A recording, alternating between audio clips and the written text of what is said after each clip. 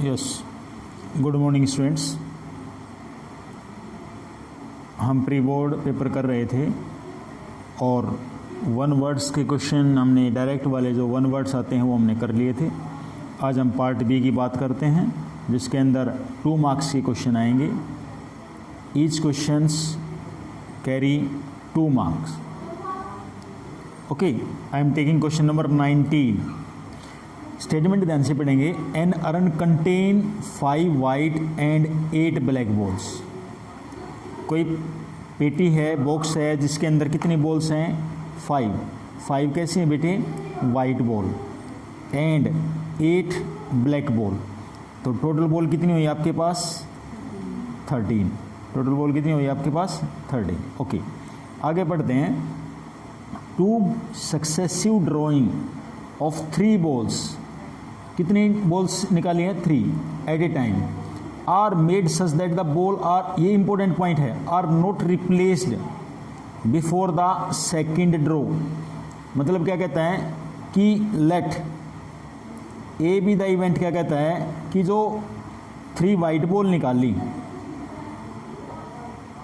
जो भी बॉल निकलेगी वो बॉल, 3 बॉल जो निकाली हैं वो रिप्लेस नहीं की। कहने का मतलब ये है, find the probability that the first draw gives 3 white ball and second draw gives 3 black ball.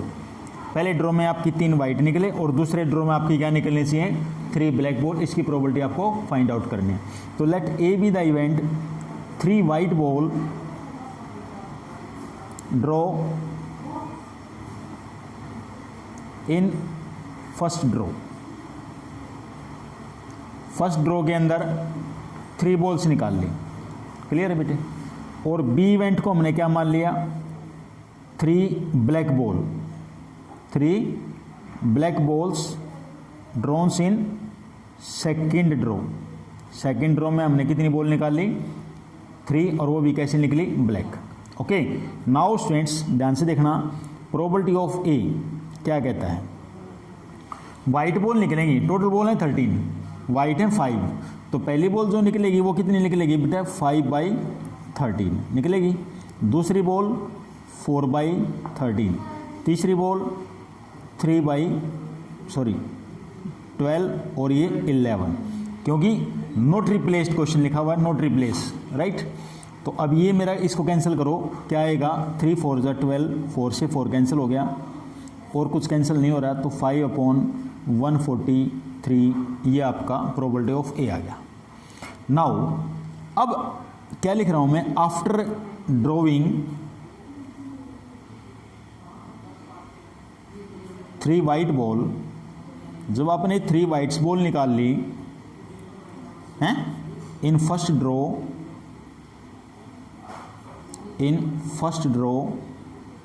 तो 10 बॉल रहेगी ना बेटे? टोटल बॉल 13 थी, चेक करो। तो 3 वाइट्स बॉल निकल गई, तो 10 बॉल, टोटल बॉल तो 10 रहेगी ना। 10 balls are left in box या रन।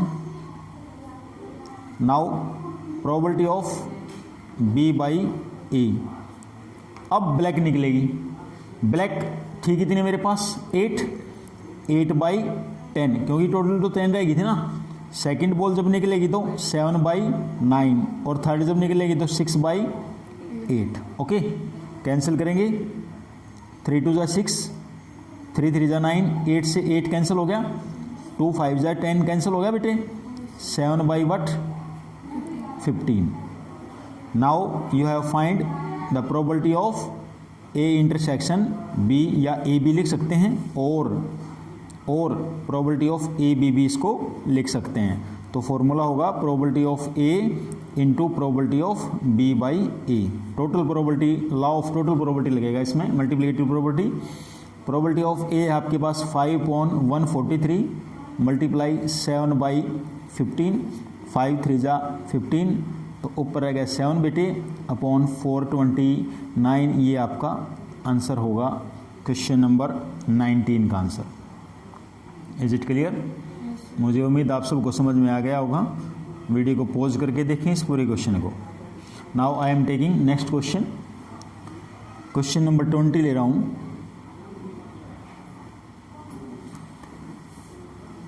स्टूडेंट्स क्वेश्चन नंबर 20 पे चलते हैं। मैट्रिक्स का क्वेश्चन बहुत ईजी है। आपको एक्स और वाई दो मैट्रिक्स निकालनी है। आपके पास गिवन स्टेटमेंट ये है, बिल्कुल ईजी क्वेश्चन है। आपको दोनों मैट्रिक्स को आपने ऐड करना है। X plus y is equal to 7205, x minus y is equal to 3003। अब आपने ऐड कर दिया तो y से y कैंसिल हो गया। 2x is equal to add करेंगे तो कितना आएगा 10, 0, 2 एंड 8।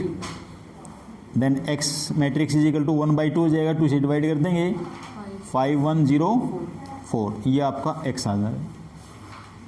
जब आपको y निकालना है तो दोनों को सब्ट्रैक्ट कर दो। एक बार दोबारा लिख के बेटे ऐसे, नहीं तो उसके अंदर पुट कर देते तब भी आपका आंसर आ जाता। अब मैंने दोनों को क्या करना है, सब्ट्रैक्ट करना है। सब्ट्रैक्ट करते इसमें ये साइन चेंज हो जाते होंगे, नहीं आया समझ में आपको। 2y हो गया इज इक्वल टू कितना बचेगा 4, 0, 2 and 2। Okay, then y is equal to what 2, 1, 0, 1। ये आपका आंसर होगा। ये था question number 20। Now I am taking question number 21। Examine the continuity. आपको कंटिन्यूटी चेक करनी है इस फंक्शन की। तो स्टूडेंट्स वेरी इजी क्वेश्चन है ये, और आपको बताया हुआ है इस क्वेश्चन को सोल्व करने का तरीका, क्योंकि मोड का साइन है इसके अंदर। यहाँ पर x नॉट इक्वल टू 4 लिखा हुआ है, या तो x की वैल्यू लेस देन 4 होगी या x की वैल्यू ग्रेटर देन 4 होगी। दो ही कंडीशन हो सकती हैं। तो जब लेस देन 4 ले रहा हूँ तो मैंने बाहर माइनस का साइन लगाना पड़ेगा यहाँ पर। Twice of x minus 4 if क्या लिखूँ बेटे x is less than 4, right. और x minus 4 divide by twice of x minus 4, ये कब लगाना पड़ेगा जब x is greater than 4। Equal to sign नहीं लगाना है यहाँ पर, गलती से कहीं आप इक्वल टू साइन लगा दें वो गलत हो जाएगा, क्योंकि इक्वल टू साइन पर आपकी वैल्यू गिवन है आपके पास 0। x की वैल्यू यदि 4 है तो आपका वैल्यू फंक्शन जो है वो कितना गिवन है 0। Now students again one step more step is there. ये इससे कैंसिल हो गया तो आपके पास क्या बचा बेटे -12 if x is less than 4। ये इससे कैंसिल हो गया, ये 1/2 बचा if x is greater than 4, 0 if is x equal to 4। Now students continuity check करते हैं। कंटिन्यूटी के लिए क्या होता है बेटे, left hand limit is equal to right hand limit is equal to f of x। ये तीनों चीज़ें इक्वल होनी चाहिए। यदि इक्वल हैं, लेफ्ट हैंड लिमिट किसके ऊपर, एक फंक्शन के ऊपर, जो भी फंक्शन गिवन है, यदि ये तीनों चीज़ इक्वल हैं तो आपका कंटिन्यूस है, नहीं है तो कंटिन्यूस नहीं है, यही तो करते हैं हम। तो लिमिट लेस देन यहाँ पर है तो लेफ्ट इस पे लगेगी। तो जब हम लेफ्ट हैंड लिमिट की बात करते हैं, लेफ्ट हैंड लिमिट मेरी कांस्टेंट है 1/2 -1/2। कांस्टेंट तो कभी लिमिट प्रोसीड होती नहीं। और राइट हैंड लिमिट कितनी आई आपके पास 1/2। फंक्शन क्या है 0। देखो ना बेटे लेफ्ट हैंड राइट हैंड के इक्वल ही नहीं है। Left hand limit not equal to right hand limit, equal नहीं है तो हम क्या लिख देंगे, this function is a discontinuous या not continuous.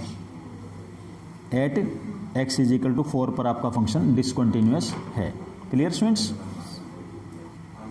Now students I am taking question number 22। Very easy question. आपको डेरिवेटिव निकालना था तो y is equal to a² minus x² whole raise to power, आपने क्या लिख दिया इसको -1/2। अब आप डेरिवेटिव निकालेंगे तो dy/dx, पहले पावर आगे लेके आते हैं, पता होगा आपको। पावर आगे लेके आए और पावर में से 1 कम कर देते हैं -3/2। फिर अंदर वाले का डेरिवेटिव a² का डेरिवेटिव 0 होता है और -x² का डेरिवेटिव क्या होता है -2x। नेक्स्ट लाइन में माइनस माइनस प्लस, इस 2 से 2 कैंसिल हो गया तो x और ये पावर माइनस में इसको पॉजिटिव बना लेंगे तो a² minus x² whole raise to power क्या हो जाएगा 3/2। यही आपका आंसर होगा। ये था आपका question number 22। Now question number 23। Find the value of this sine inverse -√3/2 -2 secant inverse 2 tangent π/6। Very easy question students. यदि आपको प्रॉपर्टी और टेबल याद है तो आप इसको इजीली कर सकते हैं। That is sine inverse -√3/2 we can write minus sine inverse √3/2 लिख सकते हैं इसको। -2 सेकेंड इनवर्स 2 टेंजेंट, ये क्या होता है 30, और tan 30 की वैल्यू क्या होती है 1/√3। ओके, नेक्स्ट लाइन में बेटे माइनस साइन के अंदर √3/2, साइन किसकी होती है बेटे साइन 60 की, तो पाई बाई 3 लिख देंगे इसको, माइनस ट्वाइस ऑफ सिकेंट के अंदर 2/√3, सिकेंट के अंदर 2/√3 वैल्यू किसकी होती है 30 की, तो पाई बाई 6 लिख देंगे इसको। Got it.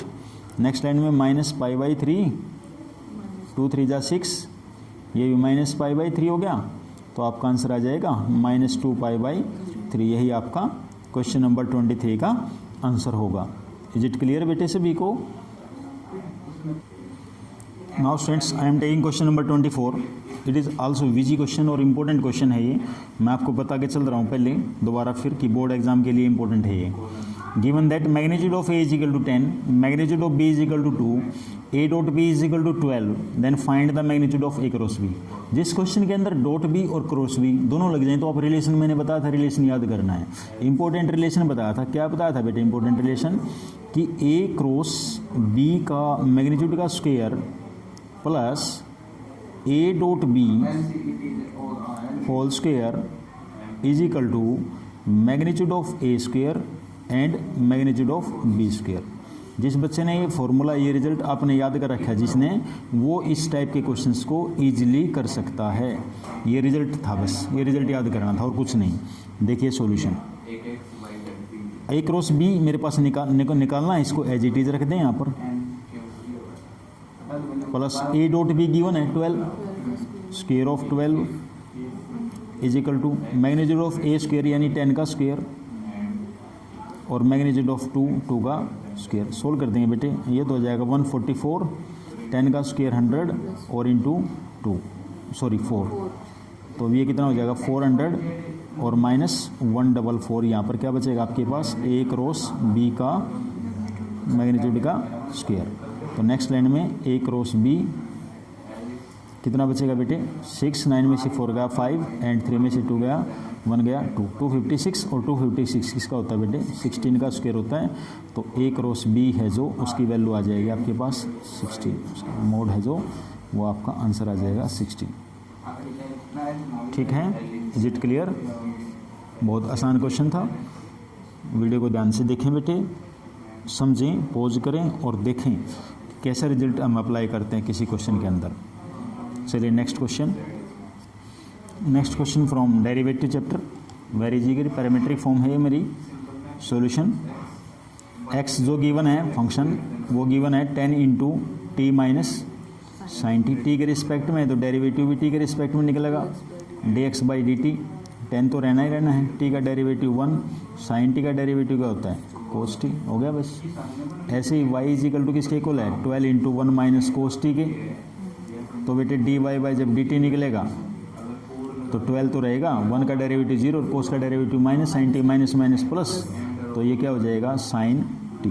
ओके, अब आपको निकालना है d y by d x, तो आप डिवाइड करते हैं 12 sine t divide by 10 into 1 minus cos t. Next step क्या लिख सकते हैं बेटे 12 तो as it is, sine t का फार्मूला होता है बेटे 2 साइन टी बाई 2 और cos t by 2 divide by 10 multiply 1 minus cos t का formula 2 sine square t by 2।